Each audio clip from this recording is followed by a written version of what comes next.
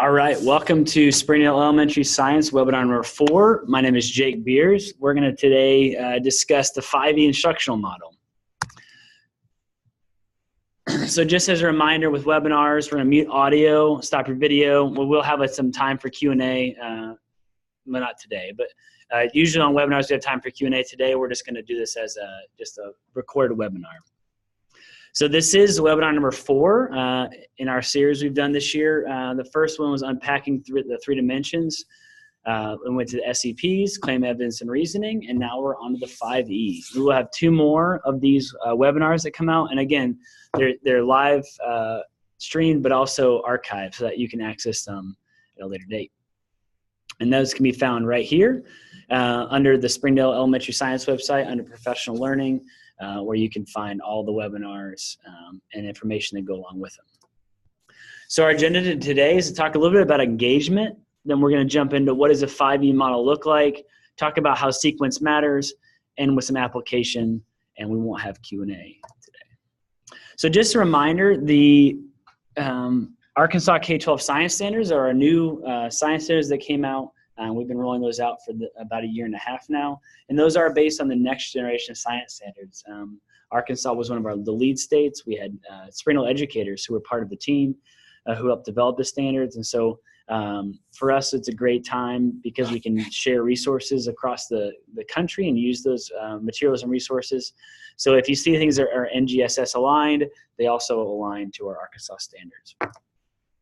So just a reminder that with the new standards, we have the 3 dimensions. So you'll see the 3 dimensions being the practices, which are the behaviors of scientists that kind of replace the scientific method, that there's not one lockstep scientific method, that scientists instead use a variety of practices.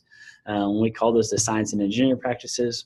Then we have the green, the cross-cutting concepts, and those are big overarching themes in science like patterns or cause and effect. And then we have the disciplinary core ideas, and that's the science knowledge. And that's what, when we think of science, we think of those disciplinary core ideas, things like erosion or forces in motion, magnetism. Those all fall into the disciplinary core ideas. And again, all 3 combined to make a 3-dimensional lesson or 3-dimensional learning. And so when you hear that or see that in curriculum, you'll just know that that's the 3 pieces put together. So when you think of a highly engaged experience, think of a time where you were engaged in a highly an experience. And then I want you to think about why would you be engaged in that experience? Why was that experience a powerful learning experience or meaningful experience for you?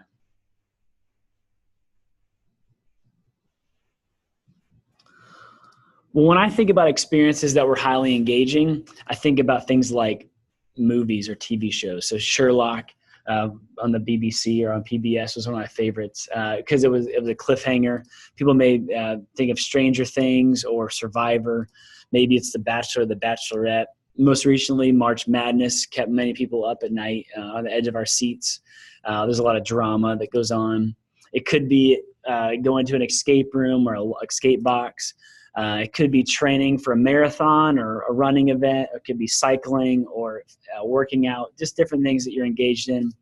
Or maybe it's a musical instrument, playing a musical instrument at a certain level, going to a concert. All these things engage us. And so when we think about engagement, why do these experiences engage us differently than other experiences, right? So taking out the trash or other experiences that aren't as exciting and as engaging for us. And when we think about that, I think when you look at research, a lot of it comes down to the mystery and the unknown, right? So that when we are engaged in those experiences, there's a mystery or there's an unknown piece that we're seeking to find the answer to, and we're trying to solve a puzzle. So that's why, shows like Stranger Things or Sherlock or even The Bachelorette, we don't know how they're going to end. Sports are a great example of that. So there's this mystery and unknown that keeps us engaged. Also, there's the times whether it's a sport or music that we foster a sense of competence, that we develop a skill that we're able to perform and do, and that we feel confident and comfortable doing that. And that gives us engagement. And finally, it's a meaningful experience. So maybe it's watching a kid play a sport or something that's meaningful, that those engage us. So how does this link? What's the link between engagement and science? And the link comes in through the 5E model. And so the 5E model is an instructional model that we use in science that uses different phases of instruction or instructional sequences. And so unlike a linear, it's a cycle, and that we can use, you can go back and forth between stages, but we do follow over the course of a unit an entire learning cycle. And so today we're going to explore the engage, the explore, the explain, the elaborate, and the evaluate phases. So the 5E model has been around since 1987, and it was established by BSCS. It's their Science Education Research Institute. And so they developed the 5Es, and it's kind of been in and out of science for a long time. And so some of you may be familiar with the 5Es, and some of you may just have been developing an understanding over the last couple of years. So we're going to start with the engage phase. So the engage, in the engage phase, we're really trying to hook our kids in, to capture their interest, their wonder, their curiosity, and really set the tone for the rest of the unit, to have them hooked into a lesson. And so we do this through several ways. It could be through phenomenon. So phenomenon is an event in nature, like, for example, this dandelion being blown in the wind leads us to explore in second grade how seeds are traveled, how seeds move, and how plants move seeds. It could be a specific example of how we look at a specific item. And so in 5th grade, we look at maple seeds, and we explore structures of maple seeds, and then we launch into investigation about where does the energy to grow a tree come from. And so that actual physical object leads us to engage and investigate. It could be another image or a map or a model. This is a 4th grade example where we explore the Mid-Atlantic Ridge by looking at this kind of unique map. And then finally, it could, with a lot of our picture perfect lessons, it could be a nonfiction picture book like Solving the Puzzle Under the Sea, or it could be just a fun picture book like Hug Me that launches us into some cactus investigations. So the engage phase is all about hooking kids in and getting them interested and engaged in the learning. So for example, we look at stuff like this exploding cucumber and ask kids, what do you wonder and what do you notice? This exploding seed pod with the same idea. And we begin to think about how all these videos that we've looked at have some connections. And we then launch into our whole unit about how seeds travel and how seeds are moved throughout our environment. And so those phenomenon, those engage lessons help to set the tone and, again, paint a bigger picture of what students will be investigating over the course of maybe a sequence of lessons or even the entire unit. So within this model, we're going to, for each of our E's, we're going to look a little bit at this briefly, and you can always go back and reference the PowerPoint later. But what the teacher is doing is they're creating interest, generating curiosity, asking questions, and elicits response to uncover what students are thinking. And what they're not doing is explaining concepts or providing definitions, reviewing vocabulary words, talking about lectures. So these slides, I think, are really helpful because it helps us see for teachers kind of what's our role in each of these phases. And so we won't spend a lot of time looking at each of these slides, but know that the top section is kind of what teachers are doing, and the bottom sections are what students are doing. So in this one, students are asking questions. What do you notice? What do you wonder? What do I already know about this topic? How have I seen something like that before? How can I make connections to my prior experience that will help me understand this new phenomenon I've been exposed to? Also, when we look at what's inconsistent for students, they're not seeking the right answer. In the engage phase, we don't want to find the answer right away. We want them to ask questions and generate ideas. Really, this is not a place for conversation around the right answer or seeking an answer. It's more about questions that we're generating and looking to solve. So as we move into the explore phase, the engage leads us directly into the explore phase. And explore is where we're going to look at exploration activities. This is where all the hands-on science is going to come into play. So whether it's looking at droppers or oil spills or animal skulls and fur, whether it's dissecting owl pellets, sinking and floating objects in water, looking at light tubes, we have a variety of different things we do in this phase, but this is where students are actually engaging in the science. And again, we haven't done vocabulary work yet. We haven't done a lecture or we haven't read a book about it yet. We've really just engaged them in the initial topic and then provided an opportunity for them to explore a certain phenomenon that we're looking at. So this is where a lot of our materials are going to come into play, whether it's slinkies or cars or magnets or caterpillars or owl pellets or plants or straws or sand or volcanoes that we're making or shaker tables for earthquakes. All these things, this is where you're going to usually find the things of science, the things that set up investigations or experiments. This is also where students are going to be collecting a lot of their data that they're going to come back and analyze later. And so you're usually going to see data sheets. They can be teacher generated or student generated. But this is, again, where students are going to be creating and analyzing data that can be observational data. It's also can be data that they are collecting for, like, how far something travels or the color of an object or whether light passes through. So all those things are ways students are going to collect data and use that data later in their explanation. So really in this phase, the teacher's job is just to encourage students to make observations, to help listen to what students are saying and interacting, ask probing questions, and really act as more of a consultant for students rather than providing the answer. So really make sure it's student-driven and student-based. Students are really thinking about their questions they had earlier, and then they're testing them out, whether they're making predictions, recording those observations.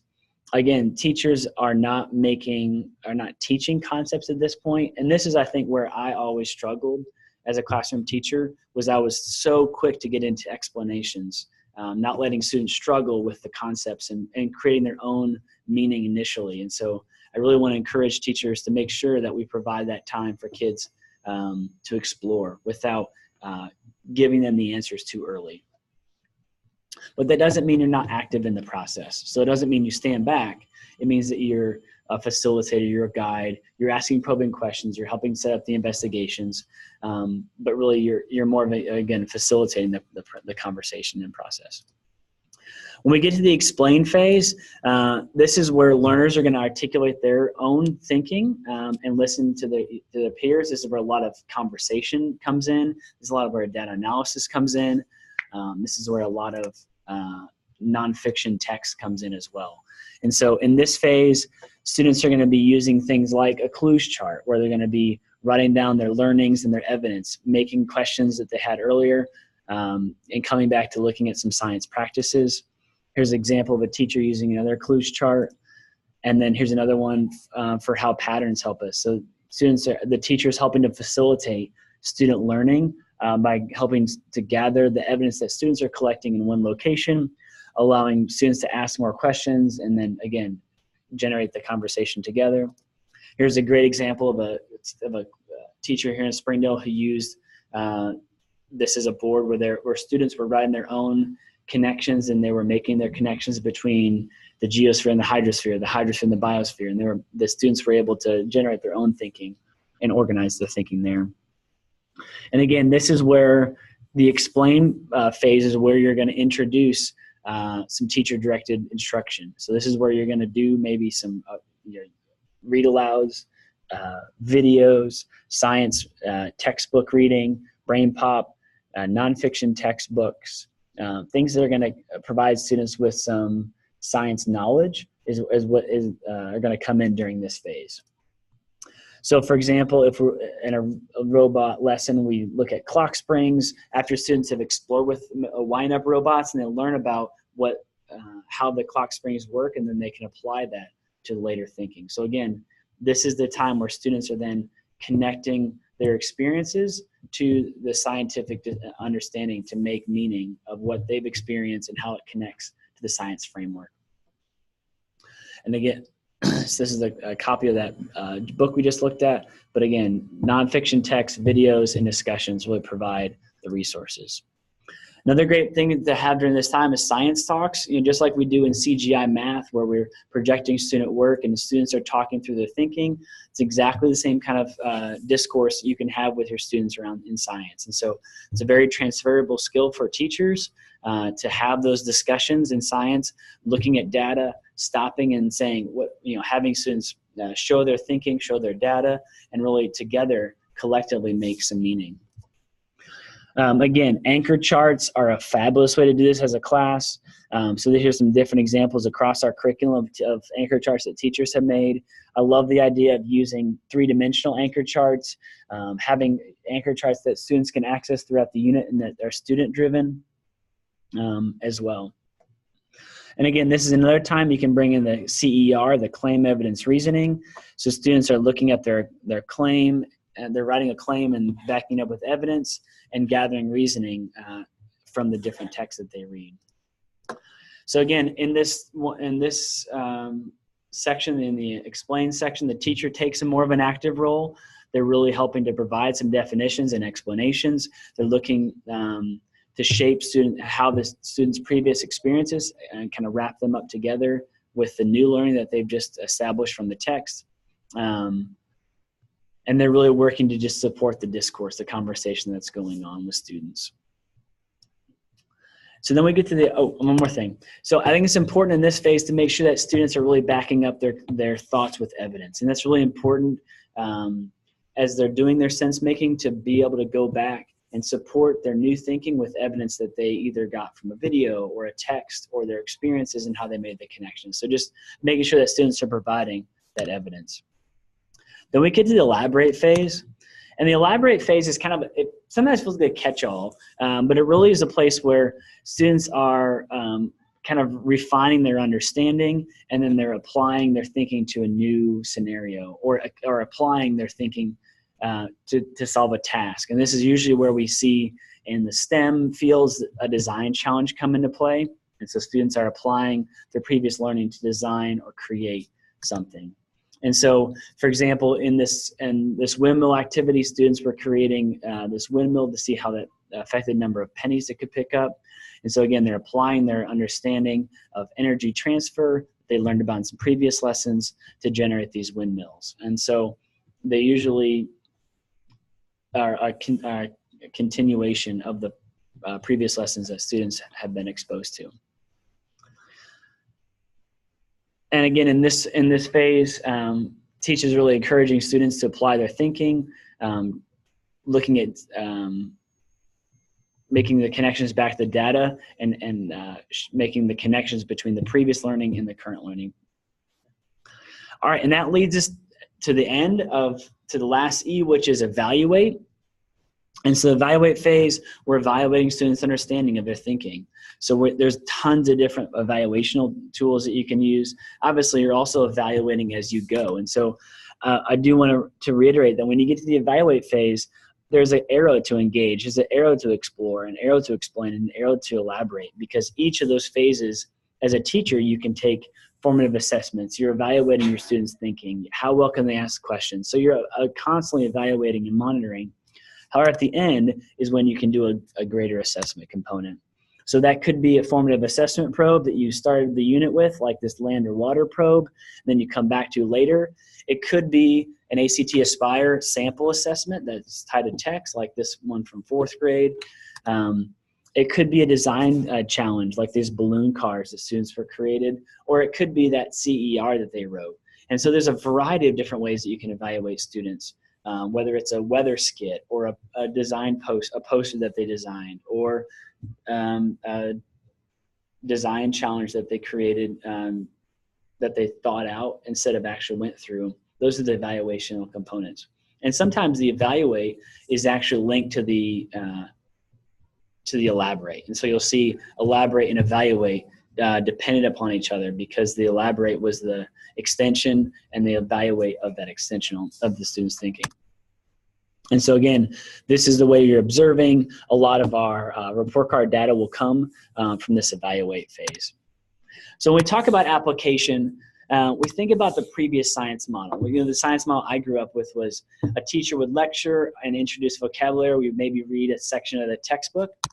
We may then do a lab to confirm the information that was provided in the book or the lecture. So increasing the height of a ramp makes a car roll farther. Okay, so now you're going to do a lab to prove what I just told you. And then at the end, I'm going to assess you on your thinking. So that was a very linear process, and a process that was used in a lot of science classrooms for a long time.